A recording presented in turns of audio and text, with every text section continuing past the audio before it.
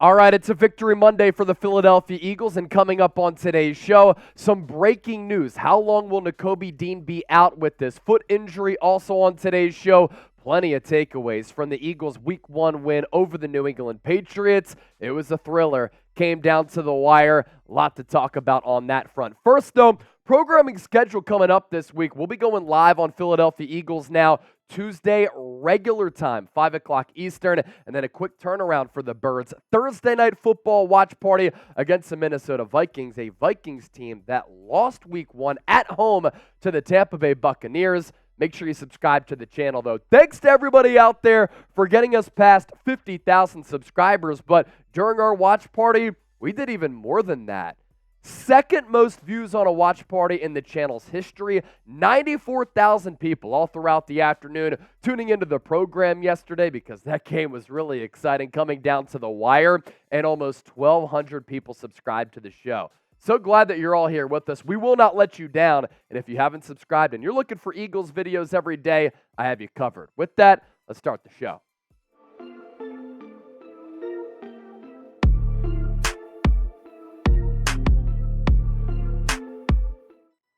And today's Philadelphia Eagles now is presented by True Classic, a great deal for the Fly Eagles Fly family out there. I'm wearing one of their shirts right now. You can get 25% off your order at trueclassic.com/chatsports. Make sure you use the promo code chatsports as well for that deal to apply. Just want to take a minute at the start of the show to talk about these amazing t-shirts as well as the shorts from True Classic. Wearing this shirt, as I mentioned, and it's my go-to destination for tees, shorts, jeans, other closet essentials. I love how their shirts fit and feel, offering us guys premium products with the premium price tag. Believe me, once you try these shirts from True Classic, you will never go back to regular basics. Let's talk about these t-shirts. I know you've probably heard me rant about them before. They're awesome, so good, feel comfortable, good material, look good, feel good as well. You know that's the motto. Seriously, you haven't lived until you've worn one of these perfect fitting tees.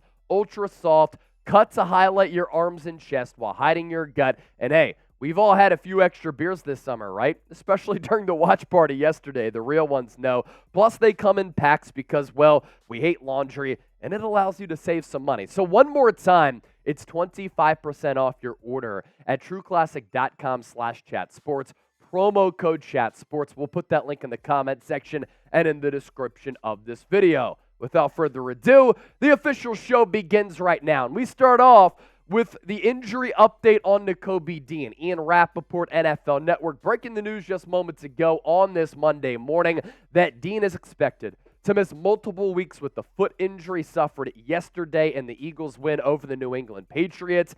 It was relatively decent news considering no surgery is required for Dean. He should be back with plenty of time this season. Rap sheet adding this as well. Given the timing, injured reserve is a possibility. That would keep him out, by the way, for 4 weeks, but he would be designated to return. He left Gillette Stadium in that walking boot, so last night kind of had a bad taste in our mouths. It could be something somewhat serious. Jeff McClain, Philadelphia Inquirer, with the local spin on the injury front here, that Dean, according to his source, will in fact miss multiple weeks with that foot injury. Timeline will depend on recovery, but Philadelphia Eagles do not expect him to miss significant time. As for what this means for this football team, a couple of things. This Nakobe Dean injury is not ideal for Philadelphia. You want to see growth from Dean, who barely played last year as a rookie. He needs time. He needs reps, and I think that with time, he can become a really good player.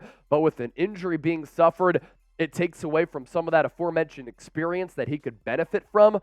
Also for the Eagles, though, they're very thin at off-ball linebacker. On the opening 53-man roster, they only kept 3 of them. Nakobe Dean, Zach Cunningham, and Christian Elliss. Now with Dean out, you could open up a roster spot with putting him on IR. But what I expect the Eagles to do here is elevate Nicholas Morrow from the practice squad. As Morrow, he had more than 100 tackles last year for the Chicago Bears, 11 tackles for loss, did struggle in coverage throughout the preseason, but that's the corresponding roster move that's going to take place at least in the immediacy of the moment. And why I think this is something that we're going to continue to monitor for Philadelphia, and why you can color me concerned. Mac Jones actually played a pretty solid football game yesterday against this Eagles defense. And where did he have success in throwing the football? Over the middle of the field. Hunter Henry with that touchdown.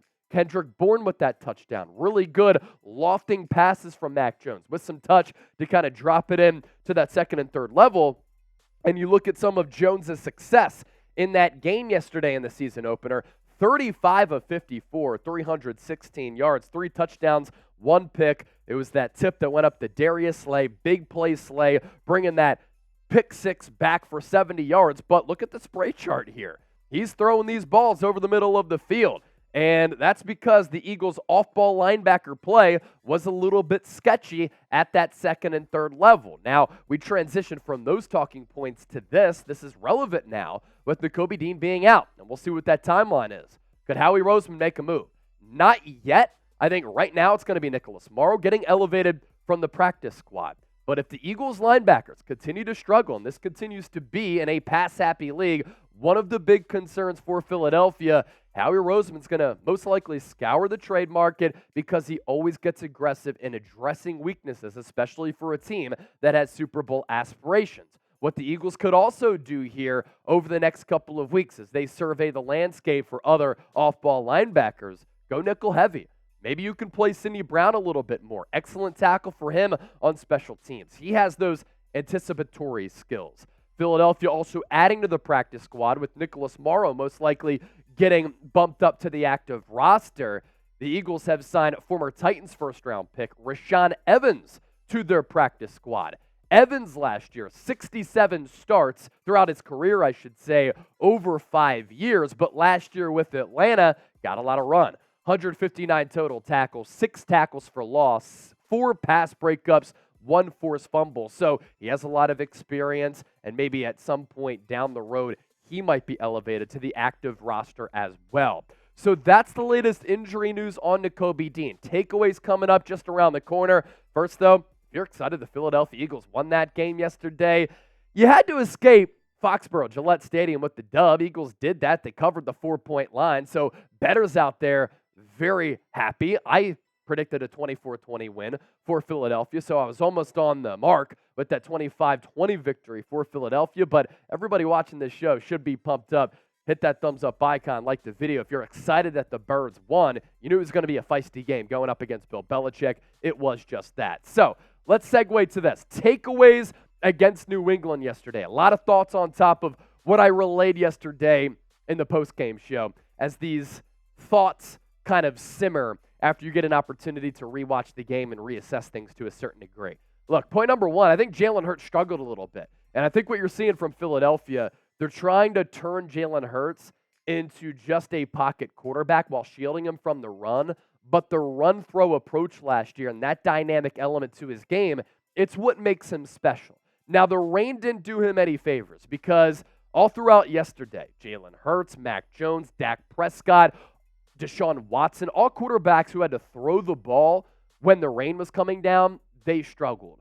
But as far as going through his progressions, missing guys, predetermining some of his reads, that 4th down throw from Hurts to Devontae Smith, he locked in on Smitty. He had Dallas Goedert wide open. He committed that fumble on that run play to give the Patriots some breathing room and an opportunity to potentially win that game. Very uncharacteristic turnover for Jalen Hurts because he rarely puts the ball in harm's way. But we saw Bill Belichick had a good game plan going up against Hurts. A lot of single high safety. That's exactly what the Indianapolis Colts did last year, and that's why the passing numbers were down.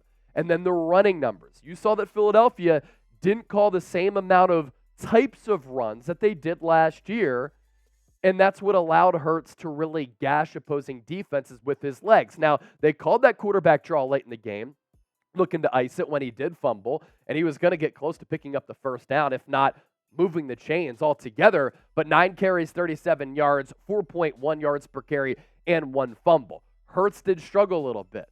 The Philadelphia Eagles offensive line did not do him any favors. Lane Johnson surrendered his first sack since November of 2021 when he went inside, allowing Matthew Judon to have a free shot at Hurts. Oftentimes throughout the afternoon, I thought Hurts had muddy pockets. I didn't think that Jordan Mailata played necessarily well. Landon Dickerson played solid. Cam Jurgens, when they tried to run it behind the right guard, not ideal. What I also want to see, Nick Sirianni admitted this after the game. I never want to come away from a game with only 2 touches for DeAndre Swift. This guy led all running backs in yards per touch last year. You have to give DeAndre Swift the football, but this Eagles offensive line has to do a better job with pass protection and run blocking. Jalen Carter, let's spend a couple of moments talking about him. I put a YouTube short up with my analysis on the number 9 overall pick a little while ago, so you can go back and watch that video too. Jalen Carter had about as good of an NFL debut as you can have, and he was extremely disruptive. He was really, really dominant. Carter in his first NFL action, 1 sack, 7 pressures, a pass rush win rate of 32%. Those 7 pressures, the most for a defensive tackle in over 5 years. Those 7 pressures, the most among all defensive tackles across the NFL in week 1 up to this point. And the sack on Mac Jones came at a critical juncture of the football game in which the Eagles are sporting and hanging on to that 5-point lead. And with the touchdown, New England would have won that game. So Jalen Carter, with his power, with his athleticism, ability with that strength to disengage from blockers, he threw Andrews down, who's a really good offensive line, on a couple of different occasions, and he pressured Mac Jones time and time again.